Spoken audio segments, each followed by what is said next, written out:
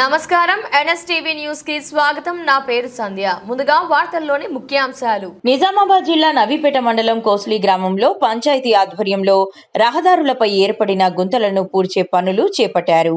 గ్రామంలో రహదారులు అధ్వానంగా మారడంతో వాహనదారులు ప్రజలు ఇబ్బందులు పడుతున్న నేపథ్యంలో అధికారులు స్పందించారు. మట్టితో గుంతలను పూడ్చి రహదారులను చదను చేసే పనులను చేపట్టారు. వర్షాల కారణంగా రహదారులు మరింత దెబ్బతినకుండా ముందస్తు చర్యలు చేపట్టినట్లు తెలిపారు.